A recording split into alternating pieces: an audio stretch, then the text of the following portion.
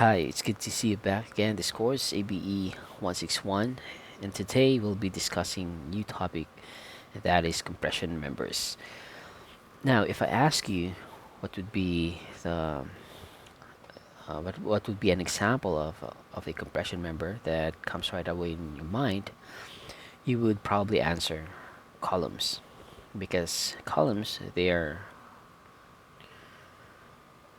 the most typical and the most intuitive when it comes to compression forces.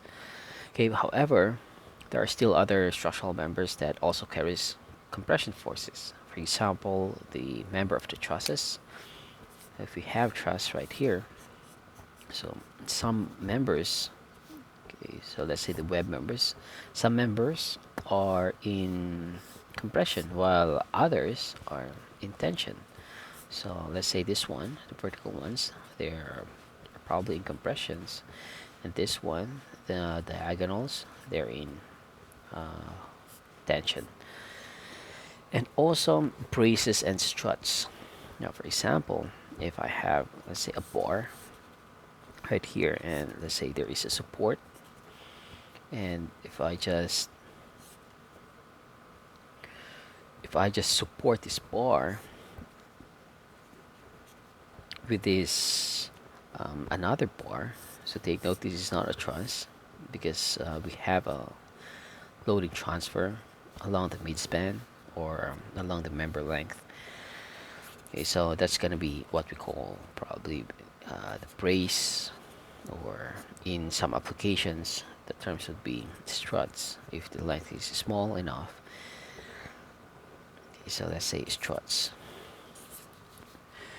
Okay, in addition, I'd like to point out that although columns they are assumed to carry actual loads. So for example, we have these steel columns, and it's subjected to actual loads. In some situations, or in actual situations, they might actually carry some small moments. Why? It's because of the um, eccentricity. For example, this is our centroidal axis. If the loadings is not along this centroid, then there's going to be an eccentric distance, and this eccentricity would actually be translated to moments. Now, if you recall in our subject on tied columns, you remember that there's an eccentricity factor that takes into account the um, small moments. However, if if we have let's say if this moment becomes significant, then we have to analyze the column as a beam column. Okay, so that's gonna be a different analysis than just purely compression forces. Now, in this topic, we'll just focus primarily on this actual, let's say, compression or purely compression forces, and we'll be only dealing with the steel columns and not this one, and not the braces of the, or I mean, not the members of the truss or the braces, something like this, because if you see this one, the typical shapes for the columns would be the W shapes, the hollow steel sections, and probably the pipes. You can actually find this in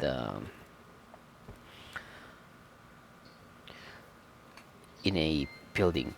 Whereas for the members of the trusses, what's common? The common shapes would be the angles, probably the L, or let's say the double angles, and probably channels. So that depends. Actually, any shape would do the job, provided that the capacity of the section is greater than or equal to the loads that it will carry. So that's the point. However, the analysis would be different if it is an angle, or let's say this angle or triangle, or if it's a doubly symmetric shapes, then the analysis would be different. So to limit our discussion, we'll only focus on these um, doubly symmetric shapes. Okay, so now let's go to the introduction of our lecture handouts.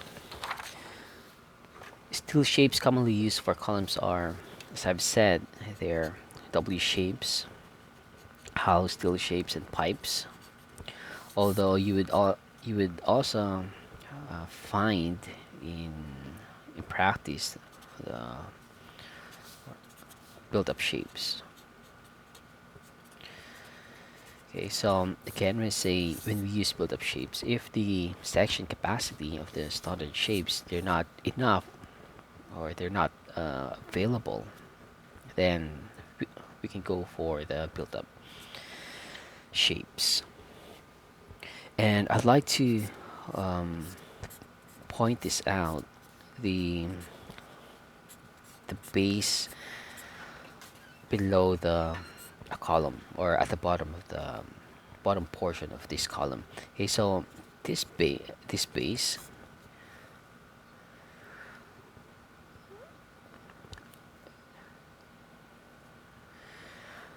they're referred to as sometimes base plate, or bearing plate, or many other terms. Okay, so they are there to accommodate this joint between the column and the let's say the pedestal or reinforced concrete columns. And they are, if we try to draw the side view of that, there's going to be bolts here. So the bolts, they are I think they are they are held down by the vertical bars, and probably attached to these ties, some on some configurations, and it is embedded in the concrete. And then because this base plate, it has holes, then you can provide a bolted connection here. Okay, and there are still other configurations, but the design of this base plate, they actually is something like determining the thickness. Okay, what's gonna be the thickness of this plate? You have the loadings from the column, then what's gonna be the thickness and the spread, or let's say the area.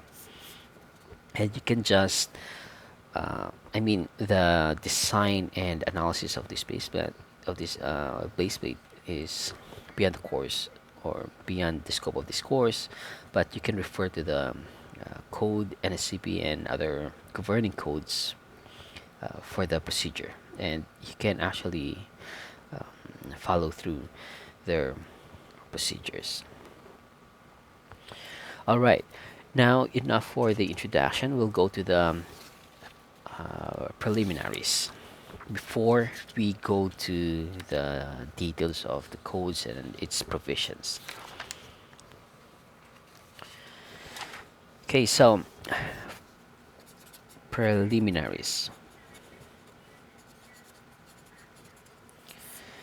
Okay, so now let's talk about this failure. Failure in general when we subject members under compression forces. So let's have a short column and then a long, slender column. Okay, this one is short, but it is a stocking member. And this one is long, but slender column. It now is subjected to compression forces. So what's going to be the failure of this long column, and what's going to be the failure of the short columns? Now, intuitively, you can actually try this out for any long ladder column. You would notice that once you apply the loads, there's a tendency to have a deflection like this, right? So there's a deflection, but this one you would um, probably notice there's gonna be a yielding here, but the yielding is compression. Okay, compression yielding, and this one is this is what we call buckling.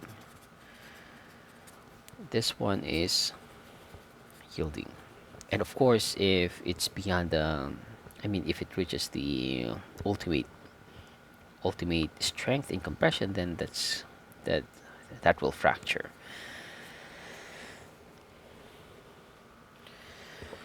All right, now the question is it just the length that matters? The answer is not, because it's not only the length, but rather it is the ratio of the length to the radius of gyration. Radius of gyration, the symbol R in the tables. Now recall that in our mechanics, in our course in statics, that we have discussed this, that this radius of gyration is a measure or a way, another way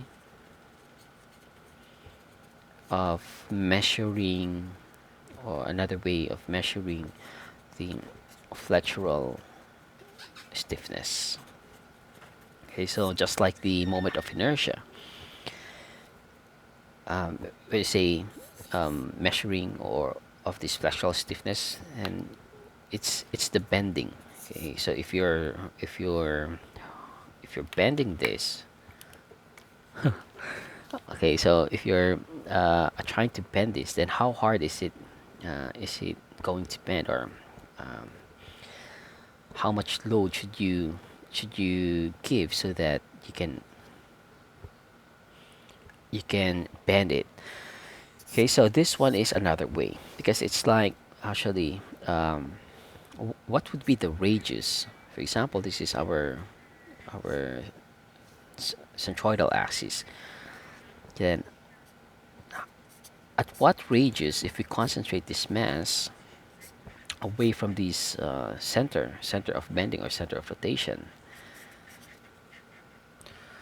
or let me put it this way, I think first we'll discuss the moment of inertia. So we have this I shape, and let's say this is our axis of rotation or the bending. And let's say this is x. So if we are trying along, if we are trying to bend this along the x axis, then the more mass that we have away from this neutral axis, the more stiffer it is. So that's the reason why we have this. Actually, we have this shape, because we're actually concentrating the mass away from this neutral axis. Now, for the radius of gyration, it's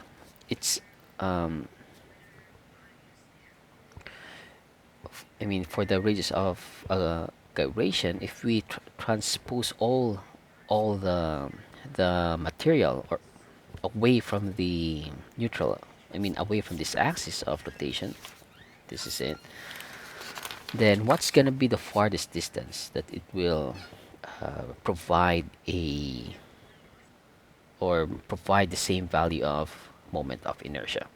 Okay, so that's the radius of gyration, and we'll discuss that later in more detail. So this one is by yielding, and then this one is by buckling. So therefore, for yielding, if we try to plot this, then let's say this is our slenderness, and this is our load or strength. So the length, we can just call it for now If your member is slender, then meaning that you have, let's say, longer length. But again, just keep in mind that it's actually the ratio of the length to the um, gyration, radius of gyration.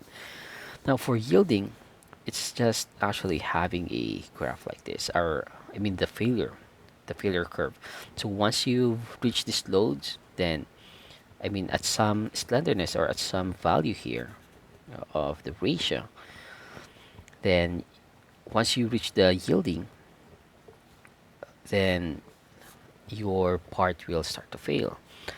But for buckling, there's going to be another graph, something like this. So meaning for short members, then the problem will be um, the yielding. But for long members, the problem is the buckling. Okay, so now let's talk about this in detail, the buckling theory. Now, say buckling, it's actually the perpendicular perpendicular deflection, okay, from compressive loads. Okay, so take note that's the perpendicular deflection from compressive loads. So that's um, different than the deflection that we have encountered in the previous courses. Now, like for example, the beams under flexural loads, and there's going to be bending, something like this, and this is our deflection. But for buckling, it's a different case because the loading is along the longitudinal axis. This one is perpendicular. This is flexural loads. This one is axial loads. The bending is like this.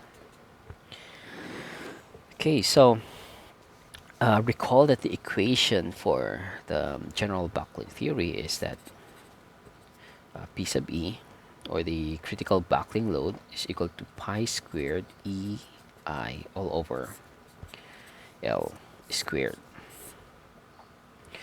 Okay, so this is the critical buckling load,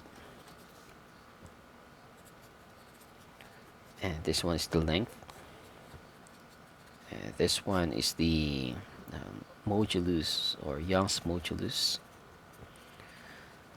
This is a measure of stiffness, and this was the moment of inertia. Okay, so this equation is referred to as the Euler critical buckling load equation.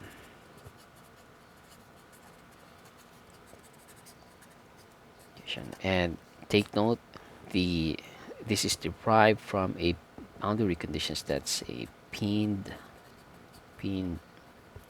boundary conditions,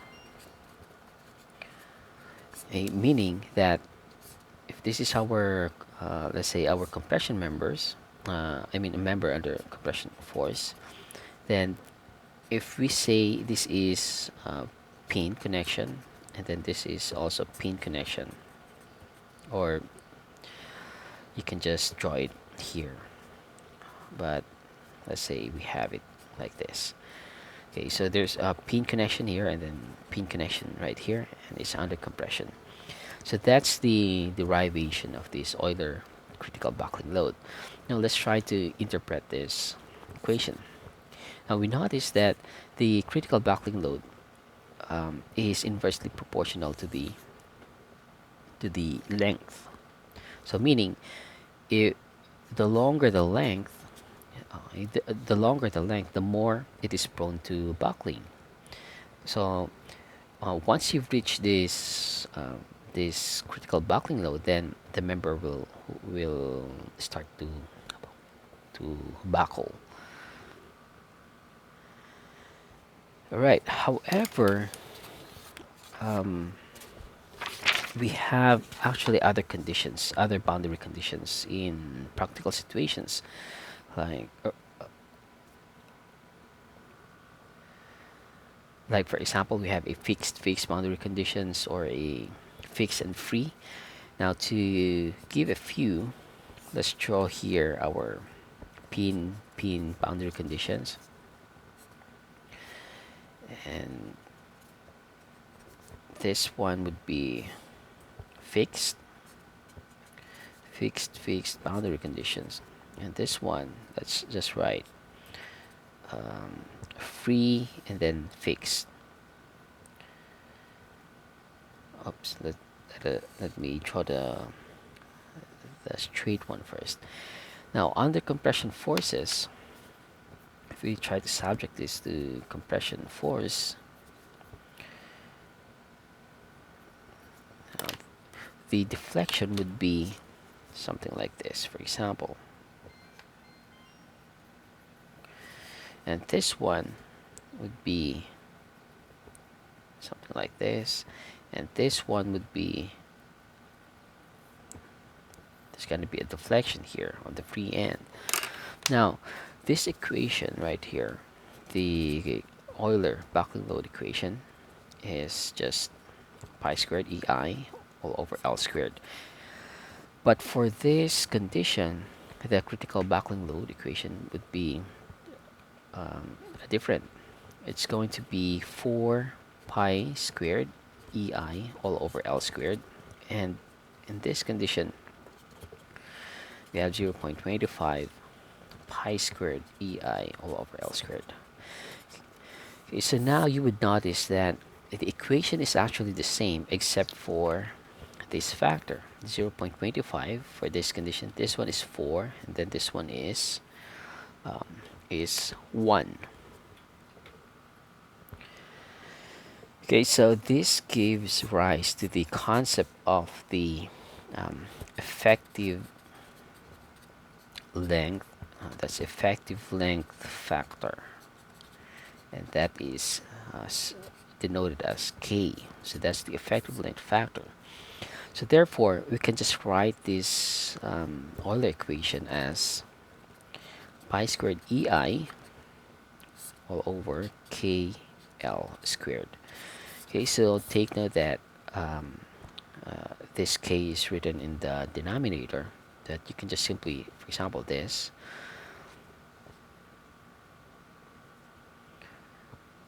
will just be the same as writing it as 1/4 here in the denominator, and this is 0.25 is just the same as the 4 here, the number 4 in the denominator. Okay, so for now, let's just say uh, let's just um, let's just say that uh, it's there, and that's our effective length factor. Okay, now where are we going to find this effective length factor? That's gonna be that's going to be provided in the table. So there are actually many references that has this table for the effective length. So in our lecture handouts, it's I think table 15-1. Now it's there. If you Okay, so let me show it to you in our lecture handout.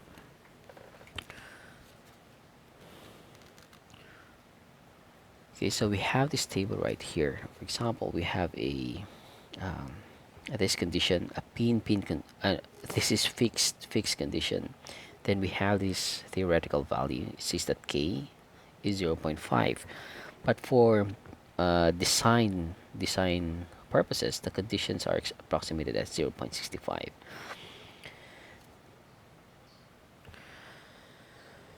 And for example, we have this pin condition. This is our pin condition, and the theoretical K value is 1.0. The design value is taken as 1.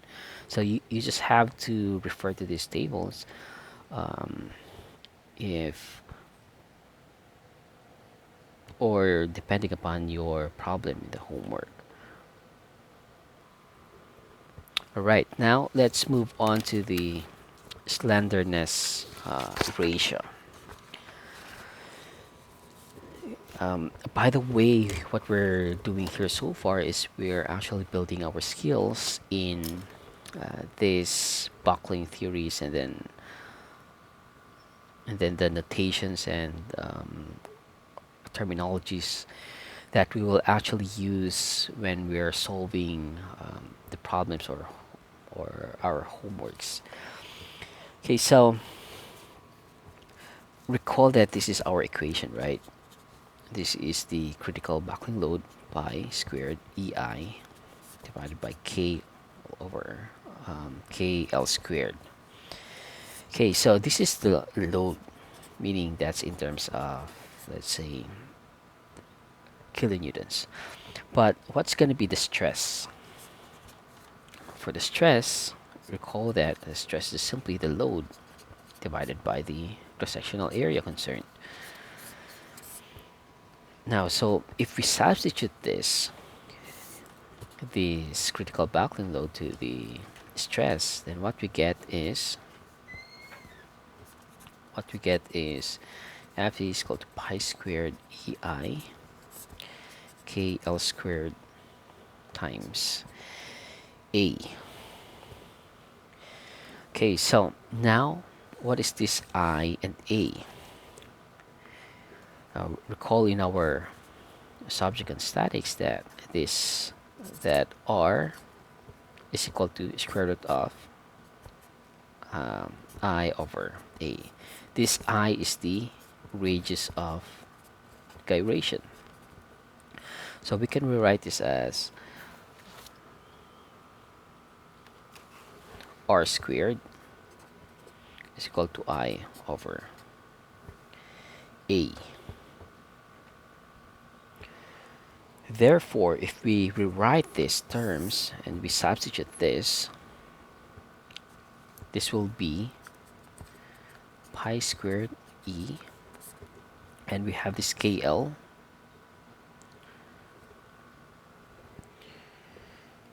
We can rewrite it as KL over R squared.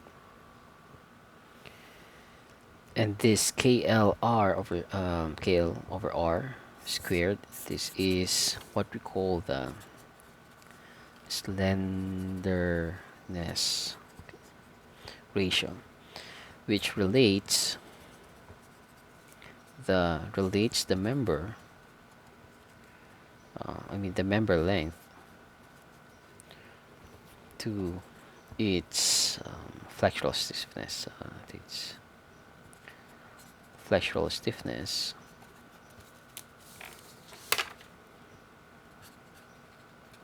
In terms of R. So L over R, and you have this effective length factor. So it relates this L over this length to the flexural stiffness in terms of R. Okay, so the slenderness ratio, you will actually have slenderness ratio in terms of x and in terms of y, because the value of R, you will also have a value for this radius of gyration along the x-axis, and there's also another value for R along the y-axis. Okay, so we have to actually check this when we are solving for the slenderness ratio. I mean, which one is more, or which one is less, or which has more slenderness ratio, or which has less slenderness ratio. So later on, we will actually compute that one. Now let me draw a column right here. Let's say we have this column, and let's say this is our x-axis, this is our y, and this is our z. Now if it is placed along this x-axis, and here we have also placed right here, but on this y-axis we'll have example brace right here, and then another brace Okay, so meaning that once there's a load right here, then the deflection or the buckling along the x-axis would be different than the buckling along the y-axis. Along the x-axis, you only have a restraint here, and I mean on this top portion and the bottom portion. Okay, so that's our restraints right here.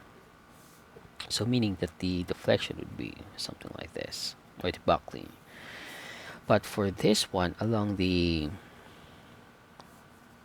y-axis, you would probably get something like this. Okay, so let me draw it here. Once again, the projected figure. Now, if it's the y-axis, then this is our brace, and then another brace. So, and this will be another brace. So our deflection would be something like this. But along this, let's say another projection showing the banding along the x-axis, what we get is this one. Okay, so I guess I'll continue this discussion in our next video.